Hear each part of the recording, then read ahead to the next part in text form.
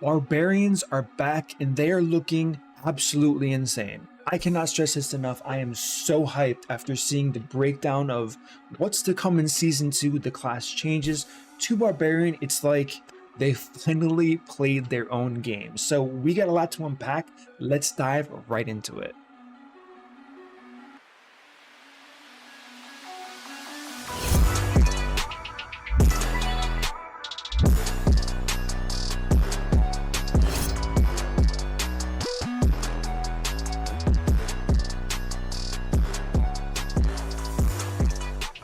What up guys, it is MurderInc. It has been a hot minute since I stopped playing Season 1. It has been many days since my last upload with that upheaval guide, which we might be revisiting in Season 2. Lots of exciting stuff to talk about. Lots of exciting stuff to talk about for sure here. And you know what, let's just dive into it. We got the patch notes in front of us. So let's talk about what could be, the changes of course, but I'm not just going to read this to you. I want to kind of start thinking out loud as to what could be insane.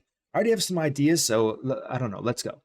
So we have Tusk Helm of Jorits the Mighty. This is a new unique helmet. When you gain Berserking while already Berserk, you have a 40 to 60% chance, so this is going to be a roll, to become more in range, granting 15% multiplicative damage, 2 fury per second, and 10% CDR. Now that is a busted proc. 10% CDR is crazy. 2% fury is okay. I guess it can scale with increased fury aspects, but the main thing I don't like about how they laid this out is we don't know the stats on this unique. We don't, unless they're telling us this is all that's on it, which it's not, probably not, right? So this is going to be strong. Is it going to be stronger than the Harlequin's Crest, aka the Shaco?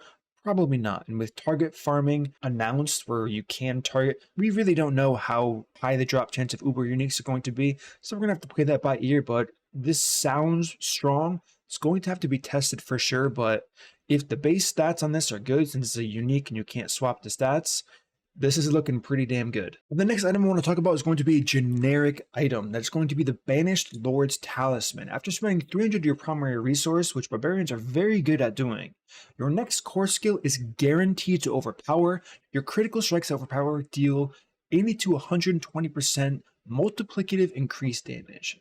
Now, they had a high and heavy emphasis on making overpower feel more overpowered because it was very lackluster up to this point.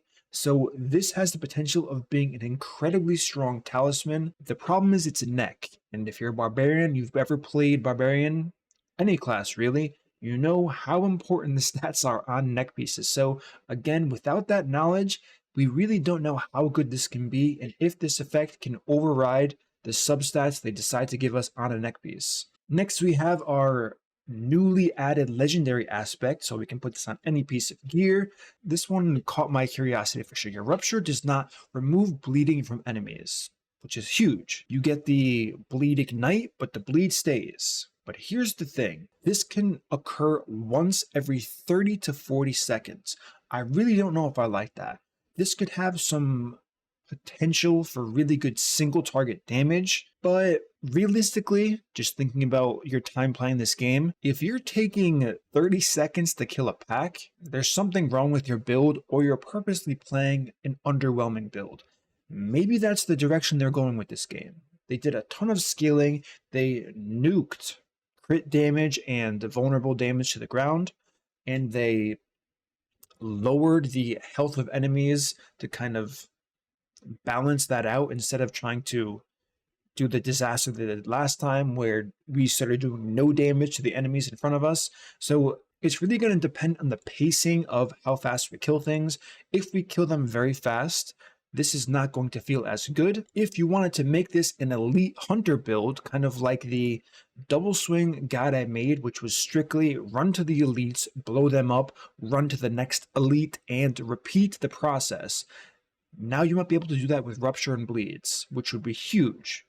Because again, this is a lot of damage. To be able to rupture once, get it off cooldown, and again for a double effect of a very large bleed, there's some huge potential here for sure. Next, let's talk about the Paragon glyphs. The value range provided the glyphs below reflect them at level 1 and 21. So, the first one we have is Twister. This also had me kind of raise an eyebrow for sure here. 5 strength, Dust Devil damage is increased by an additive amount. Sure. The additional bonus is the curious part. 13% multiplicative increased damage for 4 seconds after creating a Dust Devil. If you've ever used Dust Devils like I have, you know you proc them all the time and faster than 4 seconds apart. What happens? Do we get 13, 26, 39%? Busted if we do. If not, and if it just resets the duration, not bad. Honestly, not bad. Not as good as it's stacking, but not bad for sure. I'm curious about the stacking because the next new one they added is called Rumble. 5 strength, you get additional additive increased damage for your earthquakes. You deal 10% increased damage to crowd control enemies and bosses for each active earthquake. So this, by the verbiage they're using, we know that it can stack because of course you can stack earthquakes. So this has really strong potential with the leap quake builds and all the other good stuff, using ground stomp as well. So a lot of tankiness and now a lot of extra damage from a glyph spot. We will have room for sure with these crit damage and vulnerable damage changes. So already, before we even get into like the meat of this video, there's a lot of really cool stuff to be tested here. And I'm going to kind of talk about my ideas for builds, because I mean, that's really exciting for sure here. Balance updates, this one, I don't want to talk about this too much because the fists, I don't know. Fists of Fate have been kind of a meme for a long time because lucky hit chance is kind of a meme thing to play with on Barbarian. Maybe that'll change now because the damage gain you're getting from Fists of Fate is kind of insane and it's multiplicative. The other thing is the Butcher's Cleavers is getting damage to crowd controls increased by 160%. That's a lot. I don't have to tell you that. 160 is a lot.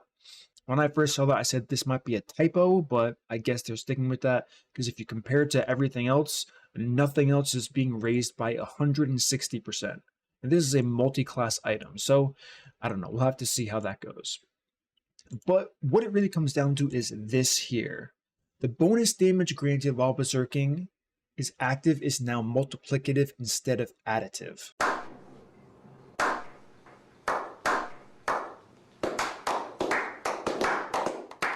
This is such a massive change for Barbarians because the nerf to crit damage and vulnerability is already being taken to effect across the entire game with mob scaling, giving our class, my class, your class, the one I love that I will play forever. I don't care how bad it is. I don't think it can get much worse than preseason or season 1. I mean, it wasn't that bad, but it was kind of boring. This change is crazy because adding another multiplicative source of damage that we see everywhere, by the way, talents, Paragon board, it's now going to be even more important with some of the new legendary aspects and uniques coming to the game. This is such a big damage increase. It's going to help offset a lot of the lost power we're losing that every class is losing from vulnerable damage and crit damage. So amazing change. Hats off to the balancing team. First time I've ever said that, right? Literally first time. So a lot of these changes are kind of boring, so we'll kind of skip to the good ones. TLDR, Fortify is being changed from base life to max life on pretty much everything we're talking about, so I'm going to skip over those. The one thing to note is going to be Upheaval. Damage increase from 0.7 to 0.77. This is small, but it's not that small. So then you go to the next one. Bonus damage per stack of the Furious Upheaval talent, 5 to 12%. So originally it was 50% max, 5% up to 10 times, which means there was a slow ramp. I talked about this in a change that I said they should make. Lower the stack, increase the percent. What did they do? Lower the stack, increase the percent. So instead we're getting 72%, right? 60, 6 times 2 is 12. Yeah, 72% instead of 50%, but we're also getting it faster, which is massive. Now, on top of that, we have to note that the Hellhammer was reworked. The damage to burning enemies, the additive damage, skyrocket, right? They increased this so much, I can kind of zoom in, even though the quality's not that great. But the key here is +4 ranks to Upheaval. This is how a unique should feel when it drops. I love the Hellhammer animation. I showed it in my last video. Listen, Upheaval is a cool skill to use, but it was always been lacking in damage. Getting an additional source of +4 ranks is I can't even explain how strong this is, especially with the baseline change of 0.7 to 0.77. Like I said, it sounds very small, but we're talking about small numbers here. So small increases to small numbers are bigger than you think they are. So being able to get 4 ranks on your gloves, now 4 on a weapon. And if you do get Harlequin's Crest or the Shaco, an additional 4 on your helmet, Upheaval could be the best skill of the season. This has to be tested. It's going to be an endgame thing for sure here, but this could be the best skill of the season, which would shock me after where it was to where it can go because of how strong this ranks to weapon is. I can't stress that enough here. So we talked about that. Supreme Wrath of Berserker, the damage is now capped at 100% bonus damage. I don't know, there was a way to like abuse this. I didn't do it personally. I don't know anyone who did it, but I guess this was a thing if you weren't good enough at the game and had to cheese mechanics. I don't know. I can't think of any reason why anyone would abuse this. I think it was like you would whirlwind for like 8 minutes and then it did 1 billion damage once you hit a target. Who has that kind of time? Anyways, Enhanced Rupture. Additional functionality. This damage is increased by 10% multiplicative for each 50 strength you have. This, I don't know if they wrote this properly because you can get like, you can stack strength, which would kind of make this too strong. If it's literally 10% multiplicative, maybe it's, I don't know. I don't know what they're trying to do with this, but I have to see this in game. I'm not going to take pretty much anything on here like verbatim just in case it's different. I mean, we all know, right? We've been disappointed before. Let's just see how this translates into the in-game where we can see it for real. Next, we have Warrior's Rupture. Attack speed increase from 30 to 40. This is a good change, right? I have a major issue with Rupture. I think the second animation where you pull your weapon out of the target has 0 use in this game. Like, you get rid of that, Rupture becomes one of the best feeling skills in the entire game. I do not like the clunkiness of having to pull your weapon out of a target. I guess it's for the aesthetic, but just get rid of the delay, right? Just make it one smooth and solid motion so it feels good, it's not clunky, and you have an amazing skill. After that, Fighter's Rupture, increased healing. Who cares? We're here to do damage, let's be honest. Passives. Fury Gain, increase from Endless Fury, nice imposing presence.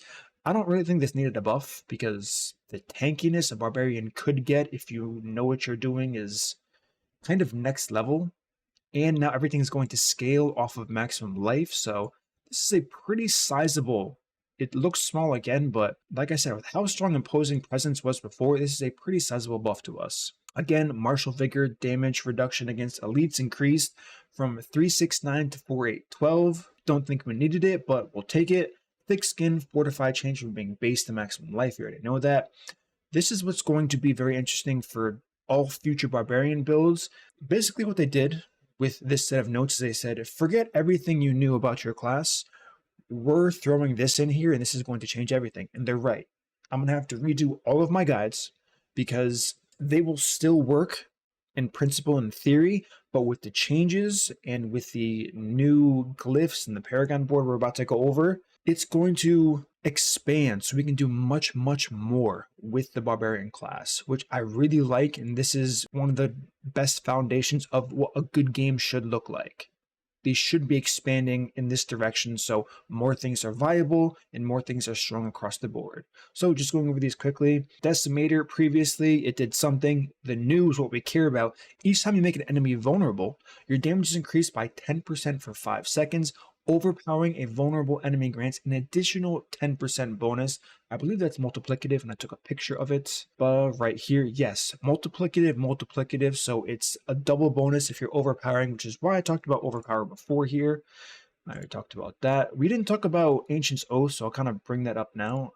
Maybe did we just not get there? Oh no, it's in the bottom. All right, well, we'll go over that later then. So very strong. Again, Bonebreaker, the next one that no one really uses. New, every 12 seconds, your next skill is guaranteed to overpower. This is actually really strong because 12 seconds is very different from the 30 seconds we saw from that Rupture. I believe was a unique or legendary aspect. 12 seconds is a much more realistic timeline of grouping together a large group of mobs and then having your next skill be an AoE overpower that just obliterates the screen. So this could definitely be something to look into. I'm going to look into it for sure. And this is the kind of stuff we need to make Overpower exciting, because guaranteeing a powerful source of damage like this is what we need. We don't want Chance to do anything. They should just get rid of it. I understand why they do it, but they should get rid of it. Next, we have Flawless Technique. Duration increased from 2 to 4 seconds. Finally, 2 seconds. What's 2 seconds? Critical strike chance maximum amount increased from 5 to 8. Okay, very small bonus. Carnage maximum amount increase from 8 to 16. Decent. Warbringer fortify amount increase from 12 to 15% max life. It's okay. We never struggled to fortify ourselves. Weapon Master. This one's good. Swapping weapons grants you 4% of your maximum fury per swap instead of 3 fury. Whoever had 3 fury there originally, fire them. That's a ridiculous amount. The hemorrhage I was using hemorrhage in a few of my builds. Let's look at the new one. Your bleeding damage is increased by 15% multiplicative of the total amount of your damage to vulnerable enemy bonus. Now, with the nerf to how much vulnerable enemy bonus you can get, it remains to be seen just how strong this is going to be. This can be very strong or can turn out to be a bit underwhelming, because this is basically a way to enhance the vulnerable damage cap, right? Because there is a vulnerable damage cap. Do I have an image of it? I do not.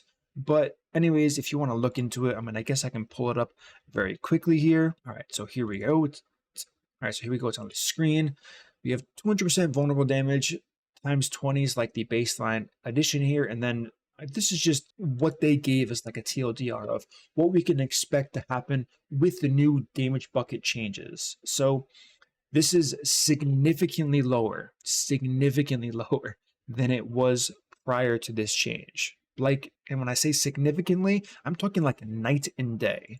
So if you want the TLDR, vulnerable 20% multiplicative, crit damage 50% multiplicative, and there's going to be a cap. So going above the cap is going to be wasted damage.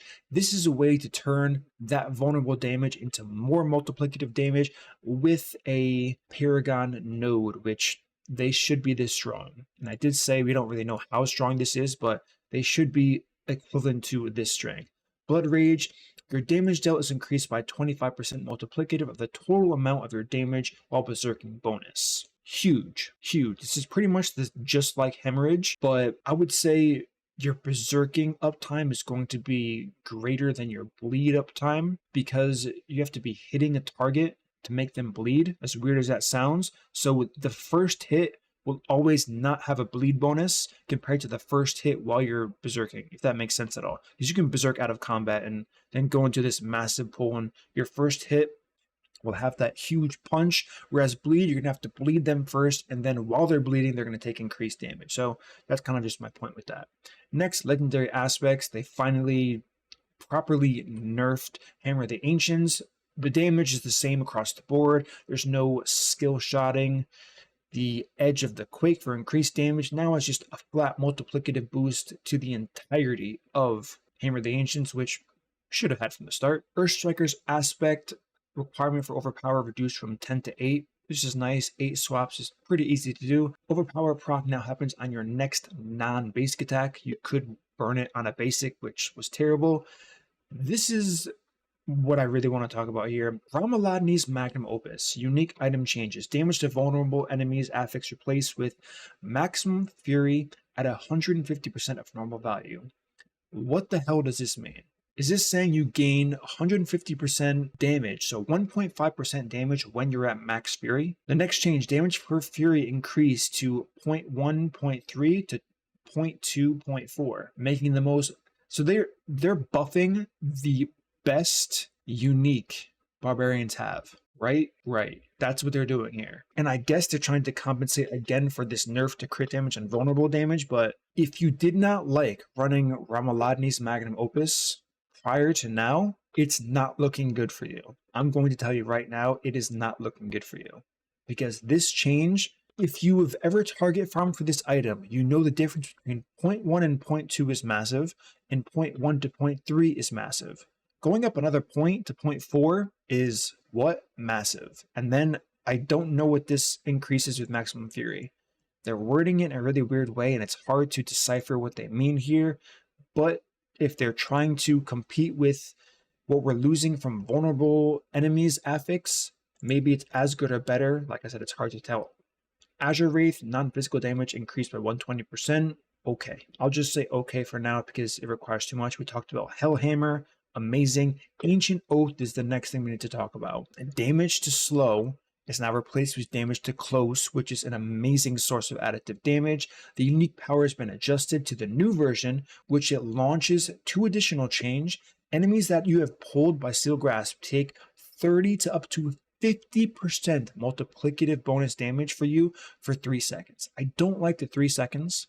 I really don't, because I'm just thinking about double swing builds or Hammer the Ancient builds that can really take benefit from this. 3 seconds isn't enough time for, depending on how you build it, to get 2 hits in. Double swing 2 should be fine because you do value attacking fast pretty high, but Hammer the Ancients, the power spike is usually the one-shot build, which is slow and not a lot of attack speed, so I don't think you can get 2 hits in with the clunkiness of the animation gap after using Steel Grasp into an ability. You're gonna have to do the evade trick, which a lot of players do not like. So we're gonna have to keep an eye on this Ancient's Oath. While it's a ton of damage, I don't know how good this is going to be for bleed builds, because again, I don't think it's going to snapshot onto the current bleeding damage, if you get what I mean. I don't think you're going to have a bleed ticking for 100,000.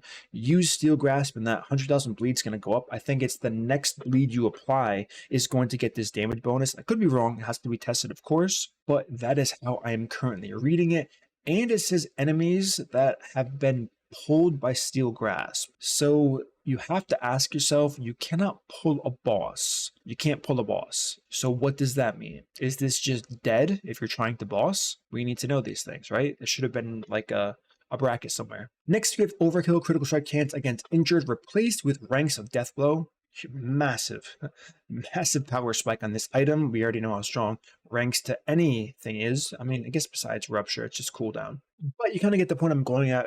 Deathblow ranks are going to be huge for the Overkill. Is it going to be good? To be determined. Fields of Crimson, bonus ranks of Rupture, affix replaced with Rupture cooldown at 200% of bonus of normal value. Now, there were really no issues with the Rupture cooldown. It had a huge diminishing returns, and I believe they're trying to help with the diminishing returns of Rupture, but again, there was really no, I don't know what the right word is, there was really no want from the player base for a shorter cooldown on Rupture. We want more damage. So this is kind of a curious change to me, at least. I don't know. Next, we have Battle Trance. Bonus ranks of Frenzy Affix increased by 100%. So it's, yeah, I don't know. Damage reduction while injured replaced with bonus Maximum Fury. This is interesting. Maximum Fury, like I said, is going to be very strong with Ramalani's change. So maybe there's now going to be, I mean, damage while injured. I don't know if they think this is bad, but it's really, really strong, especially with how you're supposed to properly build Barbarian to survive. So I don't like this change. I don't think a lot of people will like this change because they took one of the most busted survivability roles you can get and they swapped it out for damage, which it doesn't look like we're going to be needing a lot of damage. It's early to say that for sure, but it really doesn't. Next, we have 1,000 steps. Dexterity affix increased. Damage that swaps skill to new weapon affix increased by 50%. That's okay. Cooldown for a free ground stomp cut in half. That's huge. So if you get this early on, I'm not sure how much of an endgame use this will have. There's a point to be kind of talked about with the stacking of the quake damage, and ground stomp can apply a quake if you select the proper thing. So there is that going for it. So maybe this is good, which once every 15 seconds, we'll have to play it by ear. Rage of Harrogath, damage reduction from bleeding enemies increased by 15%. This is great. Next, Gores. They finally fixed Gores. Non-physical damage, affix replaced with damage. Good. What were you thinking before? Attack speed, affix replaced with critical strike chance against close enemies. I don't know why they wrote this, close enemies. Why not just increase crit chance? I really don't understand why they wrote close enemies here, because Gores is a Whirlwind legendary aspect, and you cannot deal ranged Whirlwind damage, to my knowledge. Right? Am I crazy? Does this make no sense by adding the word close here? Maybe it's just me, I don't know. We know snapshotting is a thing, but we already debunked the whole snapshotting close versus not close on how it snapshots your position. They fixed that. so I don't really know what they mean. And this developer's note here is even more of like a head scratcher. Improving the attack speed of Whirlwind is a fantasy we want players to be able to chase. No, you don't. However, the interaction between the stat and the skill is inconsistent. Yes, it is. We are replacing the affix so it is more functional. Okay, so after reading everything they just did, how hyped they was about this entire release of everything we just talked about, this developer's note is like, how can you do so many good things and then have a developer's note like this, showing that you still have no idea how one of the greatest skills in the Diablo franchise, being Whirlwind, the spin to win. Every game has this, every game loves this variation. How can you not know how this works in your own game? Let me read the first sentence to you one more time. Improving the attack speed of Whirlwind is a fantasy we want players to be able to chase. How? We know that the only thing that affects the speed of your spins is the weapon you use. Two-handed mace, two-handed sword, axe, and then one-handed. That's it. So is that what you mean by the chase?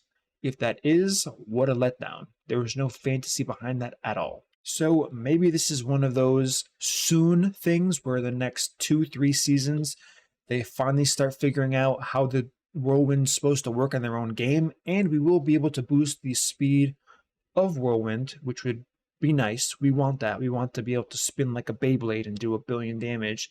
We will see how the scaling happens here, but these are all the changes that I wanted to talk about, even though it kind of rounded up on a not the best note. But overall, I'm super hyped. I had my doubts. I'm going to play every season regardless, but I had my doubts after launch. I liked launch. I'm not going to lie. Some people hated it. It is what it is. It was a new game and it was good for me. Season 1, Malignant Hearts, didn't care too much for it, didn't care much for the Barber. It made a lot of builds viable that would not be viable without it. Let's see if they can keep that up with these changes. There's so much to test. I'm going to be making a leveling guide, kind of like I did for this season. Now a ton of people loved that bleed build I made.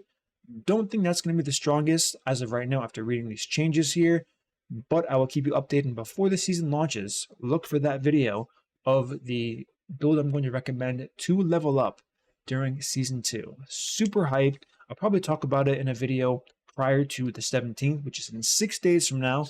So the time's coming. It's time to get excited again. So if you're not already subscribed, hit that subscribe button, turn on the bell so you don't miss the video once the season starts pumping, and I look forward to season 2 with you all.